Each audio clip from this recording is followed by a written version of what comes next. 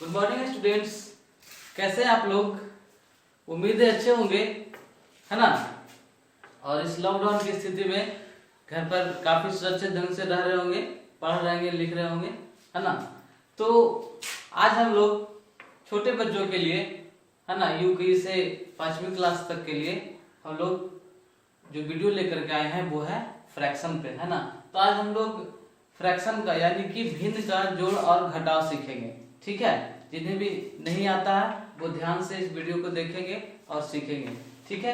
तो इसके पहले भी मैंने फ्रैक्शन का एक वीडियो बनाया था जिसमें मैंने फ्रैक्शन के बारे में बताया था, फ्रैक्शन के प्रकार बताया था, है ना। इक्विवेलेंट फ्रैक्शन बताया था और उसमें उसको वर्ड्स में कैसे लिखा जाता है वो बताया था, कंपेयर करना बताया था और उसको असेंडिंग ऑर्डर डिसेंडिंग ऑर्डर में बदलना बताया था, ठीक है। तो आज हम लोग ऐड और सब्ट्रैक्ट सीखेंगे फ्रैक्शंस का, है ना। जो भी बच्चे नहीं जानते हैं वो ध्यान देंगे इस वीडियो पे। उम्मीद है कि आप लोग को समझ में आ जाएगा, ठीक है। तो आइए देखते हैं। इस तरीके से एडिशन रहता है फ्रैक्शन में, है ना। तो पहले इस तरीके से रहता है, तो इसको आगे पहले तोड़ा कैसे जाता है। तो इसमें क्या होता है ना कि पहले 2 और 7 को हम लोग गुना करते हैं। 2 और 7 को क्या करते हैं? गुना करते हैं। यानी कि गुना करने का मतलब क्या है कि 7 का टेबल 2 टाइम पढ़ेंगे या फिर 2 का टेबल 7 टाइम पढ़ेंगे, है ना। तो 2 का टेबल अगर 7 टाइम पढ़ते हैं या 7 का टेबल 2 टाइम पढ़ते हैं तो यहाँ से यहाँ तक हमें क्या प्राप्त हुआ? 14 प्राप्त हुआ, है ना। 7 2 जा 14। अब इसी 14 में हम 2 को ऐड कर देते हैं। 2 को क्या कर देते हैं? ऐड कर देते हैं। इस 2 को हम ऐड कर देते हैं, यानी कि हमें टोटल कितना प्राप्त हुआ? हमें टोटल 14 प्लस 2, है ना, यानी 16 प्राप्त हुआ। 16/7, ओके। इसी तरह से यहाँ भी हम लोग करेंगे।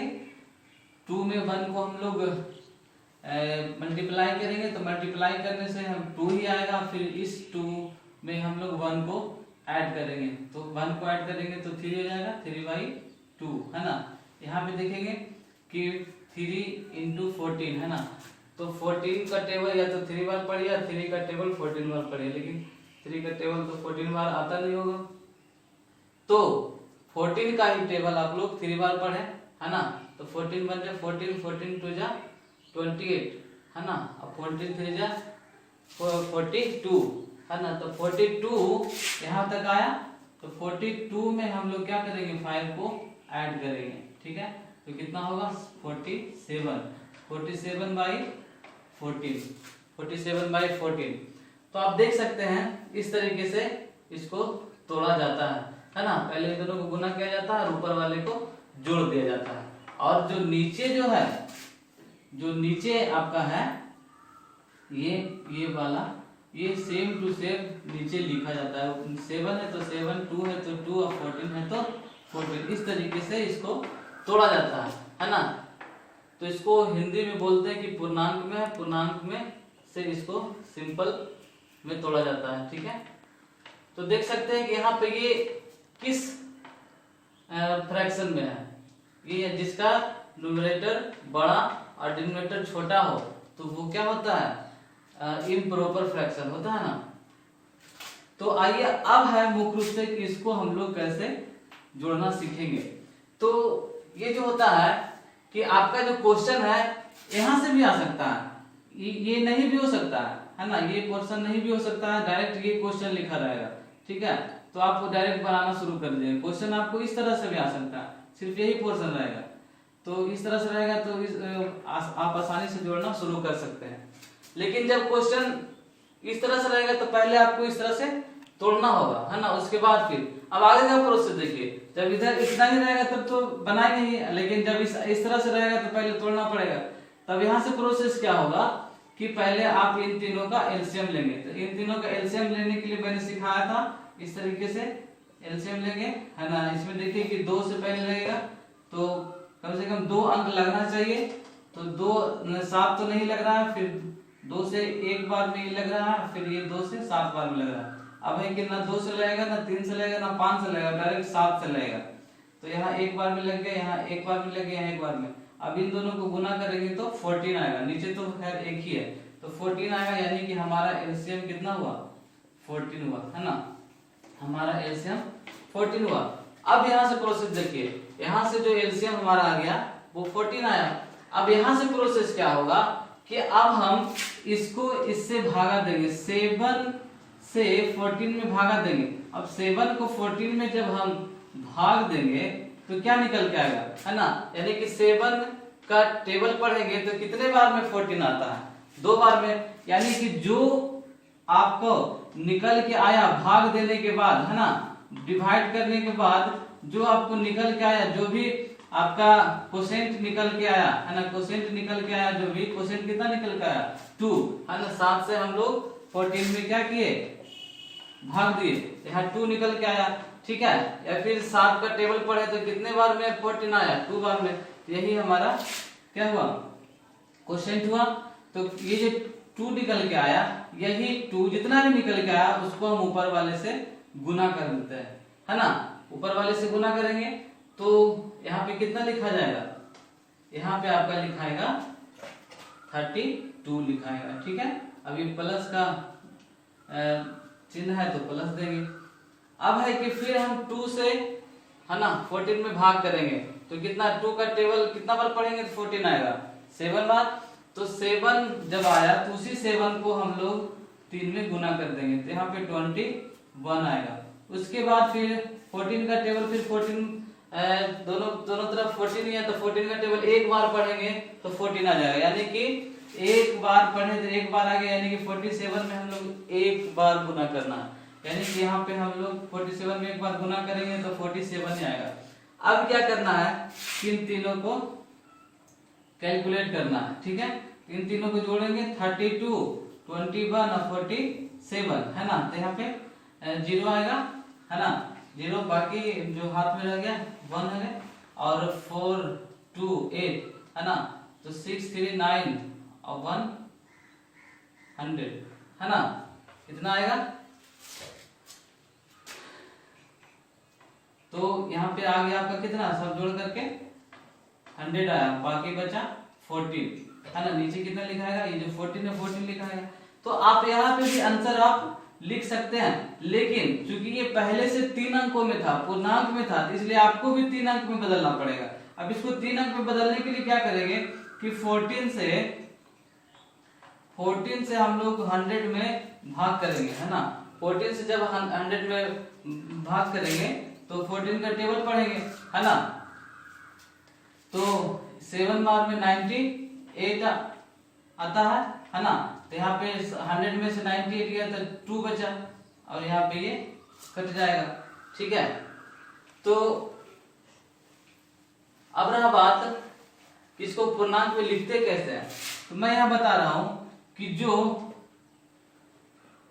आपका जो ये कोसेंट आया उसको आपको यहाँ लिखना है, ठीक है, और जो आपका जो रिमाइंडर आया, है ना, उसको ऊपर लिखना है, और जो आपका जो डिवाइजर था उसको नीचे लिखना है ना, जो आपका डिवाइजर था उसको नीचे लिखना है। इस तरह से ये आपका आंसर हो गया, ठीक है। ये आपका कोसेंट है, ये रिमाइंडर है, तो कोसेंट को यहाँ होल नंबर की जगह पे लिखना है और रिमाइंडर को यहाँ पे ऊपर लिखना है न्यूमरेटर की जगह पे, और डिवाइजर को लिखना है डिनोमिनेटर की जगह पे। यानी कि यहाँ पे जो आंसर आना चाहिए वो ये प्रॉपर फ्रैक्शन आना चाहिए, है ना, प्रॉपर फ्रैक्शन आना चाहिए, ठीक है, इस तरीके से। ओके, तो उम्मीद है कि आपको समझ में आ गया होगा। अब हम लोग इसका सब्ट्रैक्शन देखेंगे, ठीक है। तो सब्ट्रैक्शन देखेंगे तो पहले हमको उसी तरह से तोड़ना होगा, छोटे रूप में करना होगा। तो छोटे रूप में करने के लिए क्या करना होगा, पहले 5 और 9 को हमें क्या करना होगा, मल्टीप्लाई करना होगा। तो 9 5 जब 45, है ना, अब 45 यहाँ से यहाँ तक आया मल्टीप्लाई करने के बाद, तो इसी 45 में हम लोग फिर 8 को ऐड करेंगे, है ना, तो 45 और 8, है ना, 53 होगा, 53। तो 53, अब भाई मैं क्या बताया था, जो नीचे वाला उसको नीचे लिखना ही है, और माइनस का जो चिन्ह है तो माइनस देना है वहां पे। अब 18 इंटू 3, है ना, अब 3 का टेबल 18 बार, 18 का टेबल 3 बार, तो यहाँ पे 54 आता है। अब 54 में हम लोग फिर प्लस 5 करेंगे। 54 में हम 5 को जोड़ेंगे, तो 54 में हम जब 5 को जोड़ते हैं तो यहाँ पे आ जाता है आपका 59, और नीचे 18 है तो 18 तो आपको लिखना ही है, तो 18 लिखना ही है। अब देखिए कि इसका हम दोनों को एलसीएम लेना है, इस दोनों का एलसीएम लेना, तो 9 और 18 का एलसीएम तो 18 ही होता है, क्योंकि 9 है जो कि 9 से 2 बार में ये कट जाता है ना, इसका एलसीएम 18 ही होगा। आप एलसीएम लेके देख सकते हैं, देखिए दो यहाँ 2 से तो नहीं लगेगा, 3 से लगेगा, यहाँ 3 लिखाएगा, यहाँ पे 6 लिखाएगा, यहाँ पे फिर 3 से लेंगे तो यहाँ पे 1 लिखाएगा, यहाँ पे 2 लिखाएगा। अब देखिए 3 3 जा 9 है ना, एलसीएम बराबर 3 इंटू 3 इंटू 2 है ना, तो 3 3 जा 9, 9 2 जा 18 है ना, तो 18 ही आया एलसीएम। तो 18 आया एलसीएम। अब क्या करना है, मैं बताया था कि इससे इसको भाग देते हैं है ना, इससे इसको डिवाइड करते हैं, इसमें भी मैंने बताया था कि इससे इसमें हम भाग देते हैं, इसको इसमें हम डिवाइड करेंगे है ना, डिवाइड करेंगे, भाग देंगे, तो ये 2 बार में 18 कट जाएगा 9 से। अब इसी 2 को है ना हम इसमें गुना करेंगे, इसी 2 को इसमें गुना करेंगे तो हम लोग को आंसर निकल के आएगा 106 है ना, 106 निकल के आएगा। अब क्या करेंगे कि अब 18 से 18 में डिवाइड करेंगे तो 1 आएगा है ना, सेम नंबर से डिवाइड करने पर 1 ही आता है, तो उसी 1 को हम लोग इसमें से गुना करेंगे, तो यहाँ 59 निकल के आएगा। अब है कि 106 में हम लोग को 59 क्या करना है, सब्ट्रैक्ट करना है ना, घटाना है, तो 6 यहाँ पे घटा करके देखेंगे 106 माइनस 59, तो यहाँ पे 16 है ना, 16 में से 9 गया, यहाँ पे 7, अब यहाँ पे कितना रह गया, यहाँ पे रह गया आपका 9, 9 में से 5 गया तो 4, यानी 47/18। ये यहाँ पे भी आंसर लिख सकते हैं, लेकिन चूंकि ये पहले से 3 अंकों में था, पूर्णांक में था, इसलिए आपको भी इसे पूर्णांक में बदलना होगा है ना, इसे पूर्णांक में बदलना होगा। तो पूर्णांक में बदलने के लिए मैंने क्या सिखाया, 18 से आप 47 में भाग दीजिए, डिवाइड कीजिए है ना, तो यहाँ 2 बार में 36, यहाँ 1 निकल के आएगा, यहाँ भी 1 निकल के आएगा। तो मैंने जो बताया कि जो रिमाइंडर होता है ना, जो रिमाइंडर होता है उसको होल नंबर की जगह पे लिखते हैं, और जो कोसेंट होता है उसको न्यूमरेटर की जगह पे लिखते हैं,